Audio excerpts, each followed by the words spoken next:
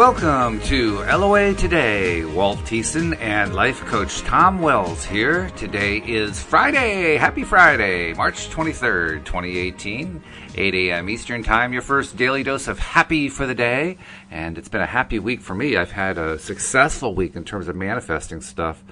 Because not only did I have all the success with influencing the weather here in Connecticut to avoid the effects of that nor'easter that flew through, which I'm still kind of crowing about, but also on Tuesday, I think it was, Tuesday or Wednesday, I announced that I had gotten rid of all the negative self-talk with the mirror work, and it's been weird, Tom. I was telling you before the show, it's been weird, the feeling of, you're alive, but all that negative self-talk you're so used to hearing is gone. It's just silent. And it's almost spooky, like, where did it go? Wow. That's really good. It is good, yeah. Quite an accomplishment. I'm still getting used to it. And I also noticed last night, Louise had something on TV. I can't even remember what it was, but it had some fairly negative themes in it. And I watched it with her for a little bit, and I could just feel how it was all trying to come back. I could feel the impact of that stuff on my mind, and it was not comfortable. It was not a happy thing. So it was just like a further reminder, I think, that when we watch and listen to all that junk, it just really affects us. And so did you walk away from the television? I did. Yeah, I just reached a point where I said, I just can't do this, and walked away and went to the other room, and I don't remember what I did. I just wanted to get away, Yeah, that's what I do almost every time the news comes on. I used to love to listen to National Public Radio for years and years and years. And now, and if I always kind of knew that they were just way overdoing talking about the problems, and just, of course, they analyze problems. They go deep into the analyzation of the problem. And they bring all the experts on to talk about the analyzation of the problem. And it would used to wear me out anyway, but I would listen to it because that's what I wanted to do. I wanted to be informed about what's going on. And it was, NPR was supposed to be the coolest thing in the world back in the day.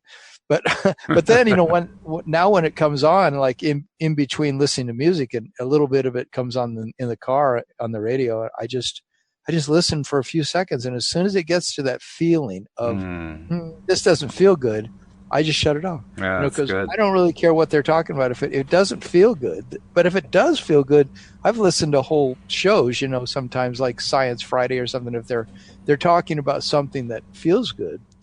But even then, if you listen closely, so much of the mainstream media has got there's like a what's the word? Oppositional messages, like there's struggle going on, and they're talking about the struggle, that people deal with. And of course, that's what we're going to be talking about today in our podcast. But you alluded to it when you said they bring in the experts to talk about and analyze what happened. And to me, for me, the breaking point is when they bring in the experts to analyze the other experts who are analyzing the problem. At that point, that's where you're in the oppositional research thing. At that point, I'm saying, guys, haven't you beaten this dog to death yet? Yeah, it's odd. It really is odd that the news is so much that way. It's just this constant regurgitating or replaying of every little nuance of the negative aspect of something, it seems like, And again, occasionally they're working towards solutions. They're working towards positive things, and they're certainly launching rockets of desire for something better, but it gets to me to be pretty tiring and wears me out. Oh, yeah. I want to be inspired, and that's what our show's about today. Yeah. Where did this title between inspiration and being motivated to do something? Where did this title come from? Because I thought that was an interesting title. Well, actually, Abraham talks about it a lot, and so it's very much a common theme that they bring up, and a lot of people get in the chair when they're asking questions of Abraham, and they'll ask this pretty clearly, and for me, it's a constant in my life. I mean, this has been a constant ever since college, where I'm asking myself, what is, like when I was in college, that's what I was asking myself after I got done with my basic curriculum I had to get done. What do they call that? Your core curriculum, Right. I then was looking at the options of electives that I could take, and I started to realize that I had finally, for the first time in my life, in a way, the difference between motivation and inspiration. That now I wasn't motivated by the fact, if you don't do this, you'll never graduate. I was motivated by, what do I want to do? And I was so demotivated by the majors that were in the college catalog that I said, none of these things inspires me. I don't want to be a businessman. I don't want to be a psychologist. I don't want to be an engineer. I don't even want to be an actor. I want to be something that's unique to me, that feels really good. Just that feels really good. What is it I would really love to do? And so I started taking all those classes, science fiction, Celtic mythology, Indian mythology, a class called Understanding Love, a class called Creativity. And I took acting classes, improvisation.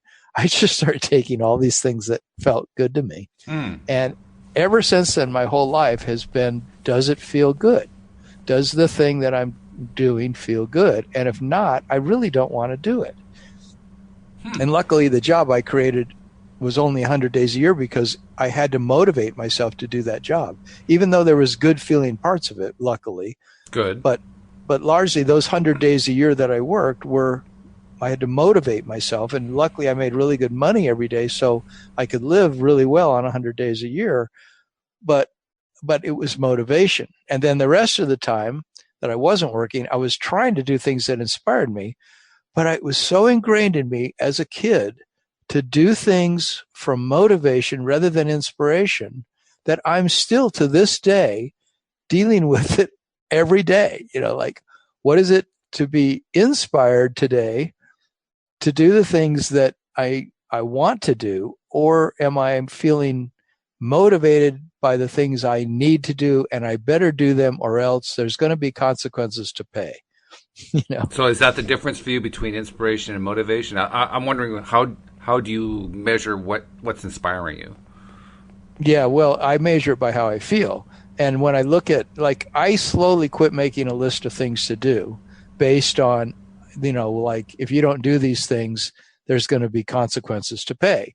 And I started to say, because Abraham said, put at the top of your list of things to do, my dominant intention today is to feel good, or my one thing on my list of things to do is to feel good. And so I literally started making lists where I would put, a great big number 1, and in great big letters, I'd put feel good.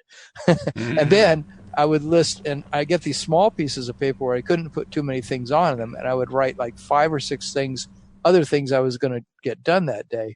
But the main thing was to feel good. And for a while, because I had some money in savings, I was able to just focus on the feeling good. Even if I didn't get the other 5 or 6 things done, generally I'd be okay, And so I've learned now, after years of doing that I make a list and I hold it really lightly, okay, I want to clean out the garage, and I do have to start looking for a new condo, and I do want to, call so-and-so, and I do want to check out this new way of marketing my coaching business, but I don't put an emphasis on them like a do or die. Like, if I don't do these things, I'm going to end up in poverty. Or if I don't do these things, I won't be ready to move out of my condo on time. But the reality is, I'm still pretty motivated by that way of thinking. It's like I use the word motivated. That's interesting. Instead of, I'm really inspired by doing it in a different way. So I'm learning constantly, and I'm getting really good at only choosing the things that make me feel, literally, I feel better when I do that thing. That's what every day I try to pick the ones that I say, which ones do I feel good doing today? Okay. Because sometimes cleaning out the garage, is a good feeling. I get rid of stuff, I put it in my car, I take it to Goodwill, I take stuff and recycle it, and I feel good. I sell things on Craigslist. It feels good. But if it feels like it's a chore and I'm up against a time deadline, and if I don't get this done, I'm going to have to take this stuff with me to my next place, and what a hassle that's going to be. Instead of that way of thinking, I just say, how can I do this in an inspired way where I stay in my vortex? Because that's the difference. When you're inspired, you're in your vortex of good feeling. When you're motivated, you're outside the vortex. And Abraham said in motivation, you're really asking. You're asking the universe instead of doing it because it feels good and you're allowing in what feels good, what feels good, what feels good.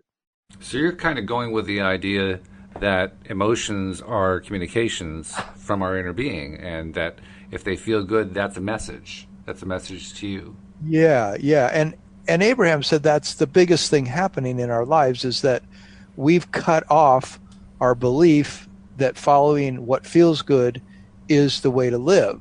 Because when we were raised, we got so many messages from, they say especially your mother, but from both parents and teachers and peers, and they said even lovers have give us messages that if you don't do this for me, you know, like mother, when she frowns at us, we know don't do it. When she smiles at us, we know do it.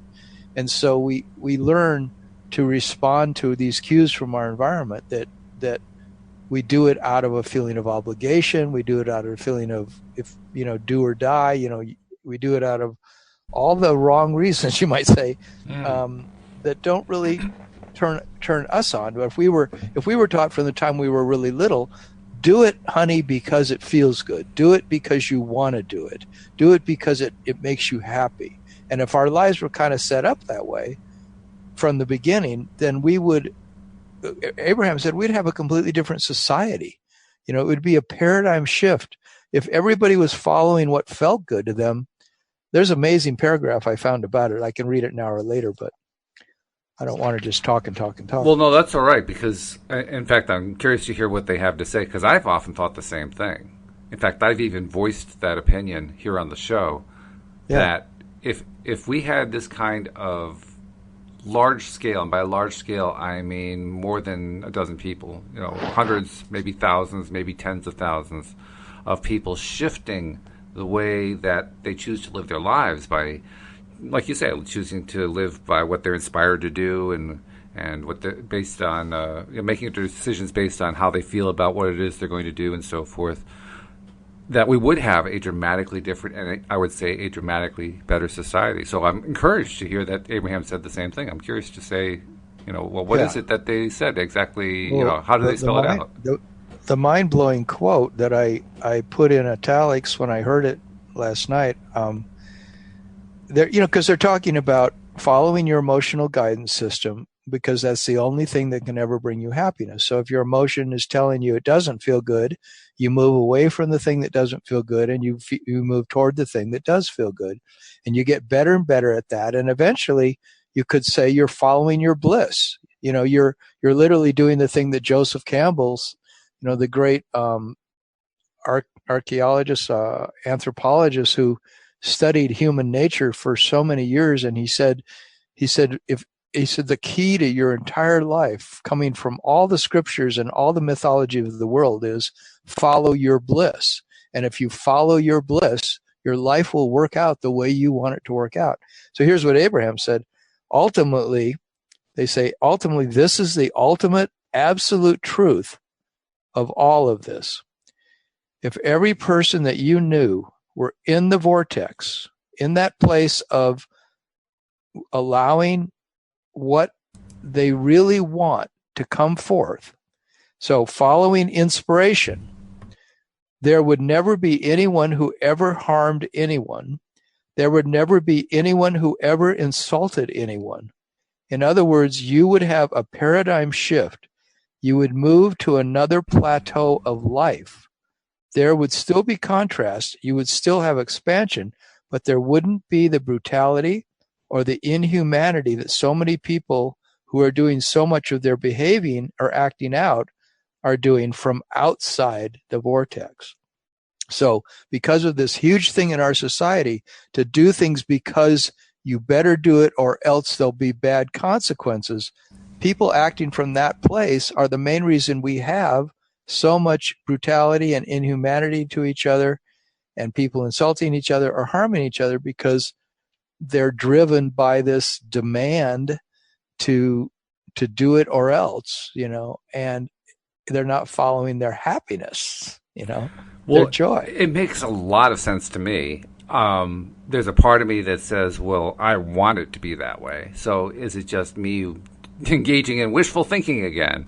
But there's also the part of me that says, you know, if I put myself into the place of somebody who deliberately wants to engage in some sort of violent or violating behavior against another person or against other people. If I really want that, can I want that in a way that is in the highest place? I mean, Wendy has actually proposed that idea. It was sort of a mental exercise more than anything else. But she proposed, well, isn't it possible that somebody could, just genuinely want that and genuinely feel joy and upliftment and, get in their highest vibrational point by wanting to do that? By wanting to treat other people badly? Yeah. By wanting to engage in what others of us would call very undesirable behaviors. And I didn't have a quick answer for her, so I just kind of went, and went along with it. But there was that little piece of me that wondered, is that possible? And what Abraham is suggesting there is, no, that's not really possible. Abraham doesn't actually say that, but they certainly strongly suggest it.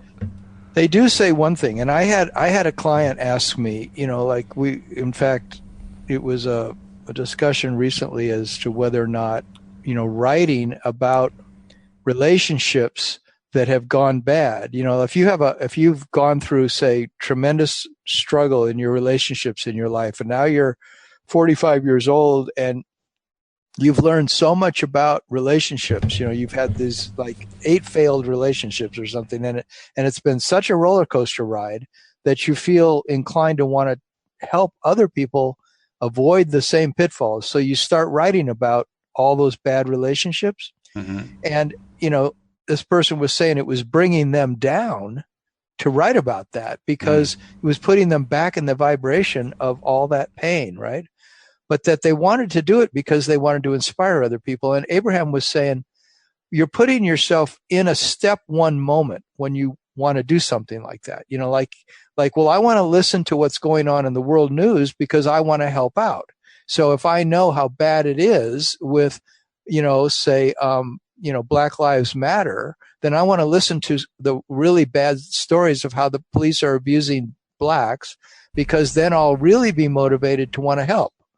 And okay, well, or I'll be motivated to want to make a documentary so that people can see, look at how bad police are abusing blacks, and now let's do something about this. And so Abraham was saying those getting into that step one place, you're asking. It's okay to do that because you're launching rockets of desire. That is the first step towards the solution. But if you don't, in the process, get to the place where you see the solution coming in and how it's going to happen, like if your documentary doesn't show the solution, then, you're just staying stuck in the asking. And they said, there's nothing wrong with that because you're asking. And the universe is going to answer and answer and answer. So the more people have angst about things, they're asking the universe to bring the solution. They're asking stronger and stronger and stronger. But what they say is the person could have an easier ride if they would focus on the solution more, than the problem and get quicker to the solution, rather than staying in the angst. We were talking about that with grief. Somebody's going through grief and grief and grief and grief. At what point do they say, okay, I've grieved for 8 years about the loss of my child, and now I'm going to turn towards, positive expression about the beauty of her life and about how I want other children to have a beautiful life. Or, they turn their grief into abundance. They turn their grief into beauty. Mm-hmm. It's a good question. So, the way that you phrased and discussed that, if I were kind of playing devil's advocate, I would kind of hear Wendy saying, well, what you're saying is fine, and I completely agree with it. I think what I was talking about was perhaps the person who originated the idea that you have to, put down restrictions. You have to put restrictions with the consequences assigned to them in order to achieve desired goals in life. And so sometimes they're just people. I'll use the more brutal example. Sometimes they're just people who need to be killed. We have to kill people to make this a better world in some cases. And we just should stop being squeamish about it. And frankly, I'll be quite joyous when we do it, because I know deep down inside that when I kill enough people who are, the ones who are getting in the way, my world is going to be better. I'm not saying that she favors that at all. That's not at all what I'm saying. I'm saying she's hypothesizing there can be somebody like that. There can be people like that. Oh, there are people like that. I know them. Well, we've seen them. We know about. I mean, they're often glorified. Yeah, and they often believe really, really strongly in that belief, and to me it's frightening, of course, and it's scary, and I wish that they would never go there. But I understand that they're that backed up about, how could solution ever happen, and they think that's been used throughout the world for forever, right? I mean, if we just get rid of those people, then we won't have the problem. That's right. It's like, that's right. But in reality, people don't recognize that they're vibrating with that is perpetuating that vibration in the world, and so when they become the perpetrators of that vibration, then they bring alive more of that vibration. They don't do that and then immediately turn away from it. It's like me. I'm a life coach who spent a huge amount of my life, it must have been a huge amount of my childhood, being programmed into the belief that I'm only going to get things done by feeling the fear of not getting it done. Mm-hmm. In other words, I had such a strong dose of that even though I'm a life coach who's teaching the opposite, I still struggle within my own life to not come from that place of believing that I'm going to get my results by forcing myself to do something, by motivating myself by threatening, creating a threatening situation where, look, Tom, if you don't do that, you're going to run out of money. Or look, if you don't do that, you're going to be embarrassed when you go to your Toastmasters. If you don't have your speech really right, you're going to be embarrassed in front of those people, and you won't show up the way you want. And so you better get that. You better practice that speech. Forget about sleep, practice the speech until 2 a.m. because, you got to get it right. Now, I'm pretty good in that I really won't practice till 2 a.m. I'll practice till 11 and I'll stop. But it's like I can feel that I'm not always giving that speech because I'm motivated. I mean, because I'm inspired, that I'm doing it because this is fun. Although it's funny because each speech I do at Toastmasters now, I do it from the place of constantly asking myself, is this a fun topic and am I having fun delivering it? Is this a fun topic? Am I having fun delivering it? Because I'm trying to retrain myself in every area of my life. Am I doing this for fun? Am I doing this for fun? Am I doing this because I like this? And if not, I don't really want to get up in front of those people and talk. So even when I stand on that stage in front of those 30 people, I'm really like, first thing I do is check in with myself. Am I feeling good? Am I talking from a place that I'm happy? Am I enjoying this? Yeah, sure. I'd say it's a critical thing. And I agree with you that the choices for those of us who don't want to be brutal killers or whatever are to choose between, do we follow the model of, well, you have to be motivated and driven in this way in order to produce a better society. Clearly that's not good for that kind of personality. I'm still thinking, though, about the other personality, the one that we both acknowledge exists and is out there in a fairly large-sized numbers. That personality basically believes in utilizing force in order to achieve objectives and saying it's a good thing to do that, and it's actually a bad thing not to do that. Yeah, So I'm asking myself about that in the context of what we brought up earlier, the idea that if everyone were to focus on doing what they really wanted to do, that society as a whole would transform dramatically. And I still believe that. But there's this little piece of doubt in my mind, and the doubt is based on this. If there are people, and we both agree there are, who truly believe that the best thing they can do is to cause harm in certain situations for the greater good, then the one thing they're going to want to do is to cause harm in situations for the greater good. So how do I reconcile in my mind that with the idea that Abraham proposes, which is if everybody or if a large number of people shift their thinking to just doing what they believe feels good to them, that we're going to end up having a shift in society. Because it looks to me that group of people who already believe in using force and so forth, it looks like they're not going to shift their thinking. In fact, they're going to probably play it up and even do what they're doing more so. Well, it happens a person at a time. And so you have to start somewhere. And the way I look at it is I've made a decision to no longer be a person who pushes against things in order to get the results I want to see in society. And in fact, I've more decided to believe what Abraham and some other channeled entities say, in that nothing is broken here. That's even what Seth said, who we covered a little bit of his stuff. Mm-hmm. But, is that nothing is broken in the world.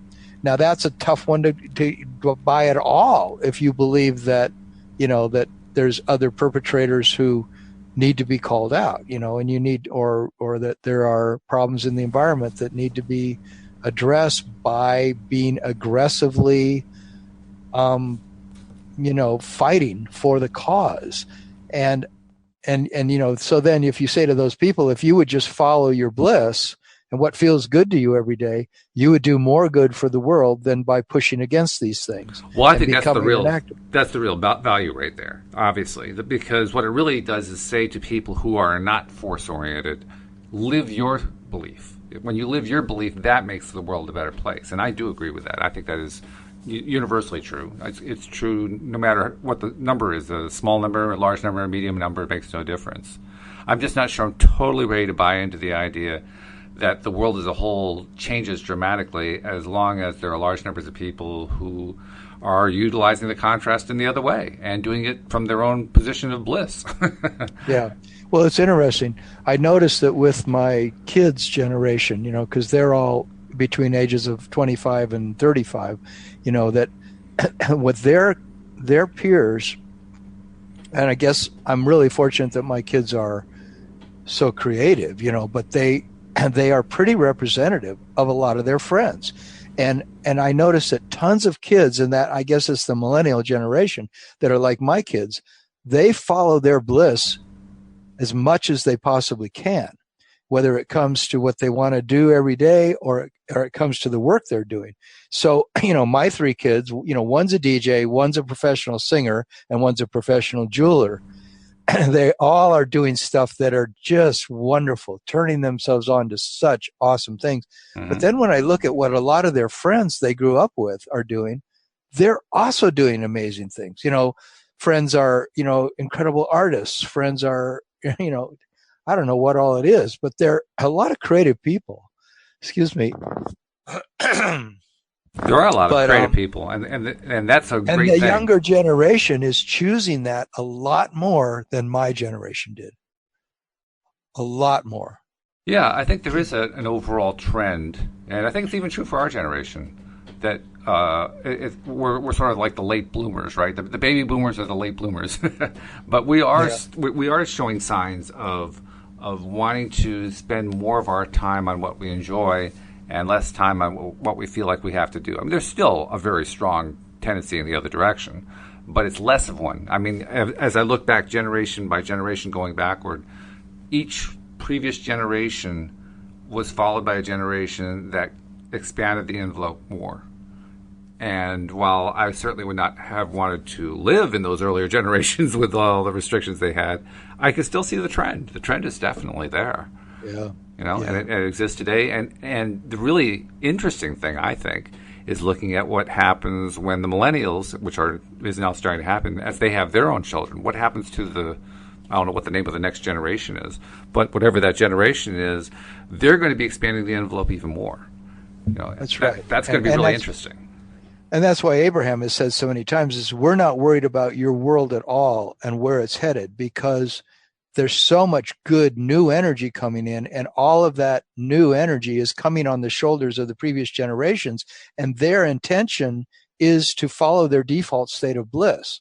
And so, that's why, like, my website's called You Are Joy, because I came to the realization that that's where I want to come from in everything I want to do. I want to come from my default state, and I want to help people come from their default state. One of my biggest passions my entire life, ever since college, has been to follow my bliss. It's been to do the things in my life that really feel good to me, as I was saying earlier. And I find that's, for my generation, it seemed like it's, at least for me, it was a project. It was a project I've spent a good amount of my life trying to convince myself that I can follow my bliss. I've had other friends, of course, who are my age, who followed their bliss early on, and they had wonderful careers. I mean, a person maybe chose to be a doctor or they chose to be a lawyer, but they had a passion for it. They were doing it in a way that they really were turned on by it.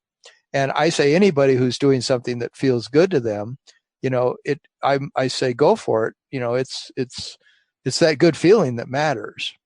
And that's a feeling that's constantly morphing and changing. It's like what your inner being is telling you to do today is going to be different tomorrow. Yeah. And so, it's a malleable thing that's changing constantly. And for us to get into the place where we can flow with that, what feels good to me, what feels good to me, what feels good to me, and give ourselves permission to do that and get out of this belief that I don't have the luxury to ask what feels good to me. I have to do what I have to do. And of course, even I or, anybody can get into that position easily where, like I was saying, I still wrestle with that every day, well, what do I have? I darn well better sell those 3 items in my garage or I'm not going to have a place to put them in my new place because my new place doesn't have the same square footage or whatever is motivating me. It's often around still that feeling that I better do it, and I love to just constantly every day try to dance with that idea and go, wait a minute, I can finesse this. I can find a way to do what feels good. I can turn this into a good feeling even. I just did a little quick look up just out of curiosity. It turns out the name of the generation after millennials is Generation Z. So we have boomers, Gen X, what does the Gen Z Y. stand for, I wonder? I think it stands for this comes after Y because the millennials and Generation the last Y. Generation. Yeah, right. I mean, Generation Y and millennials is sort of they're sort of separate. They're sort of the same. So maybe that's what the thinking is because you have boomers, X, Y, and or millennials, and then Z. So I don't know. Maybe A prime comes after that. I don't know. Oh, maybe. No idea. That'll be interesting to see. Yeah. Well, they say we're at the end of the darkest age, and we're just beginning. We're entering now into this age of light, where the whole Earth is going to transform in ways that we are going to be so blown away that we're not even going to believe what we're seeing and experiencing. I think that's true, and so maybe calling it Generation A. The next Generation A will be the beginning of a whole new paradigm. It's a thing that I understand. I want to ask you about something. Yeah, you said something interesting. You said we're coming to the end of the darkest age, which is not the way I perceive it at all. So I'm curious, what makes you think it's the darkest age? Well, what we've been going through, I'm basing this a lot on like watching what's happened, say, with the world wars and the mass extermination of people, of races, genocide, and the this whole way that we've devastated the environment and this and that, that you could call that the darkest, a very dark time. A lot of people think of it as, we've been in a dark time because of the man's inhumanity to man and man's inhumanity towards animals and towards, living in harmony with the earth and with each other, that we're moving out of a very dark time. And then if you study, like, say, for example, the Upanishads from India, these ancient scriptures, or you study the Mayan calendar and things, there's a lot of mythology that seems to indicate that things go in these great big cycles. That's what the Upanishads teach, and that they call the time that we're coming out of. In India, they speak of the time we're coming out of right now as we're leaving Kali Yuga, the age of darkness, and we're entering Sat Yuga, the age of light. When did the age of darkness start, according to them? Several thousand years ago. So basically, all of European history then is the Dark Ages. Yes. The whole thing of moving away. I got to say something about this. This is really an important thing for me to say, and that is they're nuts. Well, I don't really care. I'm serious. I really believe that that's crazy thinking, because what they basically did is they set themselves up over a 2,000 year period of saying, well, this is a terrible time to be alive. Yeah, you could look at it that way. That's the way it seems to me. Of course, that's not the way that Abraham would look at it. No. I don't look at it that way. I don't either. I can understand. For a long time, I saw reality that way because I was so caught up in the evening news, you might say. Like, I believe so much in. I mean, I'm literally in this group called Intenders, which is about coming together with a group of people who are talking about what they're grateful for and what they intend. And it's about being a creator in your life of what you intend to see happen in the world. But so many of those people, after being in that group for 3 years, they still, bring to the meeting the reflection of what's on the news. In other words, there's still a really strong belief in that group from a number of people that we are in a very, troubled world, and that, we really need to take these causes to heart, that we need to keep fighting for the right reasons, for all the good things we want to see happen on the earth, and that it's very tragic the way things are. And I try to express almost every meeting that, well, really that's the opinion that we get when we watch the news. Because the news, well, not just the news, that's an opinion that goes back to Greek mythology. Yeah, true. That opinion's been around for a long time, and it's an opinion that basically advocates that other viewpoint we were talking about, the one that says you have to force change, you have to force improvements. If you don't kill the right people, you're going to not have a better society. If you don't destroy the right things to destroy, you're not going to have a better society. Or if you don't resist and get out there with your megaphones and your placards and you unite with everybody and you all hold hands and you all march down the street, that the change won't happen. And of course, there's a lot of and there's really evidence. not a difference, in my view. There's really not a difference between those two viewpoints. I mean, there is kind of like a difference, but in terms of their emotional content, there's no difference. Right, the emotional content is identical between those two viewpoints, and that has always fascinated me. The fact that there are, I mean, I saw this a lot, and I know you did too. We lived during that time period during the 60s and 70s. I'm particularly thinking about the Vietnam War. During that time period, there was all this angst. There were the demonstrations. Many of them were violent. There were crackdowns. I mean, Kent State happened on my 13th birthday. That one's ingrained in my mind. I mean, there's a whole bunch of these things that occurred, and there was very little difference between the mindsets that were at odds with each other. On the one hand, you had the hawks who believed we had to be in Vietnam to stop the domino theory and stop those horrible commies, and if we didn't do that, the world was going to come to an end. And on the other hand, you had the people who said we have to join hands together, we have to fight for what we believe in. In some cases, we have to blow things up. In other cases, we just sit down and have demonstrations. And if we don't do that, the world's going to come to an end. It was the same mindset, just two different ways of looking at it. Yeah, I agree. I mean, I'm still blown away by that. Yeah, it's still a huge thing in my world. I mean, my ex-wife just sent me a message on Facebook, that, invited me to come to a great big giant demonstration in Denver. And, and I know there's plenty of my friends that'll go to that. And I don't say, don't go. There's nothing wrong with that. And it's exactly a step one thing. They're asking for change. They're asking for change. They're asking for change. They're demanding it, and so they're launching rockets of desire. But is that the way that life ultimately really, I mean, if you don't get to step 3 of allowing in the solution, of allowing, and how do you allow in if you're not in the vibration of inspiration? That's the difference between motivation and inspiration, is getting to this place where you're truly inspired. And that's why I tell my son, he's so torn between being an activist and being an artist. And I tell him, I said, when you make your beautiful jewelry, you're actually bringing so much beauty into the world that inspiration might be more powerful than you being so upset at the Bilderbergs and the people that have the money and the people that have the power who are causing so much angst in the world.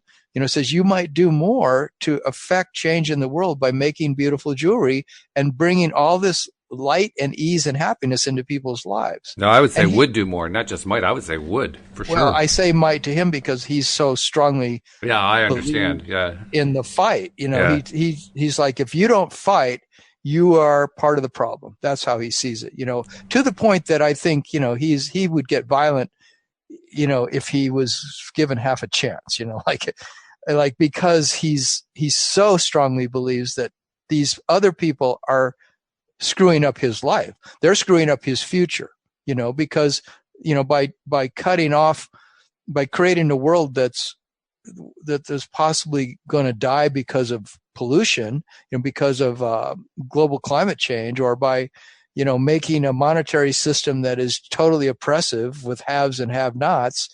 He says, he feels like he's ending up on the short end of the stick. Yeah. And really he's not. No, not at all. He's got a fantastic life. He makes incredible money doing his jewelry. And he's right now traveling all over the world. So it's like, but I'm trying to get him to the point where he softens. I mean, I would like him to see him get to the point where he softens. I don't really like push for him to change, but I hope that he will, and every time I have dinner with ultimately, him, what he's expressing. Talk about the positive aspects. What's that? What he's expressing is basically the same angst that was expressed during the Vietnam War, and has been expressed by any other. The civil rights movement. You name whatever struggle there was. India's struggle for independence. You can look anywhere around the world at any time period where any kind of struggle like that was going on, and it's the same phenomenon over and over again. And that phenomenon is, I feel powerless. Yeah. I do not recognize my own power. And I think that's what Abraham is really pointing at when they say that we would have a much better and a much different, much more advanced world if more and more people adopted the views that the understandings that Abraham has been sharing, because Abraham is all about empowering people personally. Personally, developing your knowledge and your awareness and your use of personal power that we all have access to as creators, because we are all creators. We all have that ability, even though we don't know it. Even though when we first try it, we can't seem to make it happen. We still do have that ability to create reality, to create matter into whatever shape we want to, starting with our minds. And yes, we are in the very earliest infant stages of learning how to do that deliberately in our physical existence. But nevertheless, we're doing it. We're learning it. We're developing it. And that power, now that's where, for me, the Abrahamic message really makes sense. That even if you have people who truly believe that the best thing they can do is to use force in order to achieve change, even those people, when they truly start to understand and use their own power within their own lives, I believe they end up changing their minds about what motivates them, about what excites them, about what their impulses make them want to do. I think they actually leave behind, after a time, the idea of, I want to kill, I want to destroy, I want to force this world to be better, because it no longer serves them when they are empowered personally inside. That's the way I kind of bring the whole thing together. I still have trouble understanding that mentality, but I at least can see how somebody could grow out of it. That's the way I'm looking at it. Well, you grew out of it. You grew out of your libertarian thing, where you were really a staunch advocate of that. Yeah. And you used to, get on the soapbox about it, right? Or absolutely, yeah. You push for it rather than, and ironically, I would have argued that I was against force. Mm-hmm. I mean, that's a key libertarian concept. The key libertarian concept is we are against people initiating force against other people. We're not interested in that. We're opposed to it. And yet, when you look at the actions don't match the words. It's kind of a funny thing. And people learn. I mean, if you really that's what I love about coaching, is because I can be in conversations with people who, and half of what my coaching is, or maybe more than half, maybe all of it in a way, is really helping people see how to dance with their life and be in their vortex, be in the place of their bliss and their joy and their ease and their allowing, rather than being in this place of pushing and trying and struggling and worrying and making their lives difficult. But someone who's just, for example, is trying to get to an appointment, and they're late. We've all been there, where if we're in the headspace where we're focused on the fear we have about being late and the repercussions that are going to happen. We're going to be embarrassed, or we're going to lose our job, or we're going to disappoint somebody, and so we're trying really hard to get there on time. But what happens when you're in that headspace is you come roaring out of your neighborhood in your car, and the first thing that happens is you hit the red light, and you not only hit it just the wrong time, but it's the longest red light you ever sat at. and then when you get on the freeway and you got your 5-minute drive to the next town where your appointment is, right away you get on the freeway and, oh my God, the traffic's backed up, or there's somebody with the flashers on in their car because one of their tires is messed up and they're going really slow, and all the traffic is trying to get around this person. And, and so then, second you get around them, you're suddenly behind this truck that's going really, really slow. And, if you're in that headspace all the way to your appointment, it's going to be like that. And it's horrible, right? And we don't notice it. We don't notice the pattern either. That's the thing that it blows my mind, because I didn't notice it for years. It had to be pointed out to me how this pattern worked before I finally recognized that it was there. And yet the evidence was overwhelming. Yeah. The evidence was overwhelming. That's right. Unbelievable. And so now every time I'm going anywhere or doing anything, I'm always cognizant of, am I relaxed? Am I relaxed? Am I enjoying this ride? Am I doing this in a way that I'm giving myself enough time, for one thing? But if I am late, I talk to myself, and I talk myself out of worrying about it. I talk myself out of making it a big deal, and I just go, well, if I'm a little bit late. And it's funny because Abraham said one of the biggest things behind this whole motivation thing is that we're driven a lot by pleasing other people. Yes. They said that's one of the, I'm realizing in my life, it's one of the hugest things to let go of, is worrying about what other people think about us. We have to be concerned about what we think about us. They said it's a relationship between you and you that matters. And it's whether you are pleasing yourself. Are you happy? Are you feeling good? Are you creating a life that you enjoy? And whether, so much of what we've done in the past has come from that parental upbringing and that school upbringing that says you've got to please the teacher, you've got to please your parents, you've got to please your friends, you've got to make other people happy. You've got to show up to not get embarrassed, to not put yourself in a position where you're, standing out in the society, and therefore you're not, your label is not good enough or not pretty enough or not something enough. So we dress for that reason. We act for that reason. Am I pleasing people? And God, it's like, you can't live for that. We have to live for, am I really happy doing this? Does this feel right to me? It's a big shift to make. It's a powerful shift, but it's a big shift to make for all the reasons you just described, because we have so much training and so much strong belief system, so much cultural belief in the opposite. Yeah. What Abraham teaches us, this whole idea of connecting you with you, how many of us listen to that? And I'm talking about people who are followers of Abraham, or people who are into and knowledgeable about the law of attraction. How many of us actually take the time to explore that relationship between you and you personally within ourselves? We'll think about it. We'll say, yeah, okay, I can kind of see that. We'll look at it abstractly. We'll analyze it. But how many of us actually take the time to explore it? Mm-hmm. I'm willing to bet that it's a minority. Yeah, I'm pretty sure it is. Yeah, and yet it's the most vital thing we can do. I'm just learning that through the mirror work. I have been now exploring the law of attraction since November 2008. That's when I first watched The Secret. Mm-hmm. And we're now in March 2018, so basically 9.5 years ago. And in those 9.5 years, it's in the last couple months that I'm finally starting. Not even that. I've been doing the mirror work for 34 days. So in the last month plus, that I'm finally starting to work on the relationship between me and me. Wow. Now, I have been working at it indirectly in a lot of ways. I've been trying to improve my positive outlook and overcome negativity by pivoting and all that kind of stuff. But in terms of examining me and me, that's new. I haven't been doing that up until a month or two, three ago, something like that. Yeah. Wow, what took me so long? Well, you're right on time. You're exactly where you're I supposed to guess, be. yeah, I guess that's what it Yeah. is. Oh yeah, it took you. It takes what it It takes, takes what and it takes. Yes. it's all good. That's why there's no regret in our lives. If we just say, hey, I've always been in the right place on my path, and I'm still in the right place because somehow from my infinite being, I'm orchestrating this anyway. And I'm doing the thing that I came here to do, and it's a big play. It's a great big game, but it doesn't always feel like that. It feels really serious.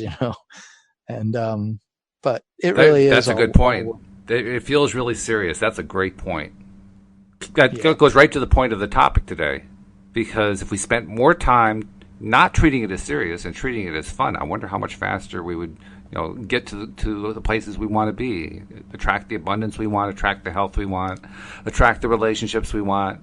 I wonder how much better and how much faster we would be at doing that if we were to be in the space of, I do it because I want to do it. Yeah. And because it's fun. That's why that's why we did a whole podcast on Is It Fun? That was the name of the podcast. And because, Abraham said you can get your vortex will pull you in to the wonderful life that you want to live when you get close enough to the vibration of all these wonderful things you have in your vortex. So, all of us want these really good feeling lives. So because we want them, we've asked the universe to provide that in a very indirect way. We don't always realize that every time we know what we don't want, we're asking for what we do want. So we're motivating ourselves by what we don't want, but we're really asking for what we do want. Mm-hmm. And so then we're putting all this stuff in our vortex. But they said the whole trick is just to get close enough to that vibration. And they said all it takes is a belief and hope. Just some desire, belief, and hope. The vortex will pull us in, and there'll be like a crack in the part of us that always thinks we have to make effort, struggle to get our results. And there'll be a crack that'll let us into feeling good. It'll be like this path of least resistance, because a human being is just going through too many changes every day to not have times where they see that when they relax, they get good results. They see that when they feel, for example, if you eat your meal feeling relaxed, you digest your food really well. If you eat your meal feeling uptight and worried, you start noticing that you get gas and you burping and you're like feeling like, it's not fun. It's true. Hey, I got a question for you. So there's all these little ways. Yeah. I got a question for you. I've been paying a lot more attention to how I feel when I'm doing stuff. And lately, of course, I've been working on editing the book, which, by the way, is now 85% edited. So I'm making good progress. Way to go. Yeah, I'm making progress, which is great. And mostly it's a very enjoyable experience because the stories, so many of them are so uplifting and so forth. But I can't say all of it is enjoyable. There are times when I'm reading stuff that, part of the setup of the story is so painful, the stuff that they went through, and I'm having to relive it because I'm reading it and making changes and so forth. So I'm staying focused. Well, we both know when you keep focusing on and thinking about something that's negative over and over again, you just build it until it gets bigger and bigger. That's the essence of using the law of attraction as a creator. And so I have to take breaks and get away from it and so forth. Well, that's just one example. Lots of people have lots of similar examples in their regular lives, particularly with like work lives or school lives or whatever, where they're doing stuff and part of the stuff is just unpleasant to them. It's just not fun. So this is like the age-old question. How do I follow my bliss? How do I do what I enjoy when part of what I enjoy is doing stuff I really don't enjoy at all? Now, Abraham says, well, you try to pivot it, right? You try to do pivot points and you try to find what's the good part and so forth. Yeah. And that's great teaching. It's certainly something that I find is something I can do between dealing with those things. Like I deal with a negative thing, and then I take a break, and during the break I can do the pivot. Doing the pivot while you're doing it, though, that I have not been able to crack that one. And I'm curious to know, do you have any insights on how do you crack when you're dealing with it directly, when you're directly interacting with that thing, that negative thing that you don't like, how do you pivot in the middle of that interaction?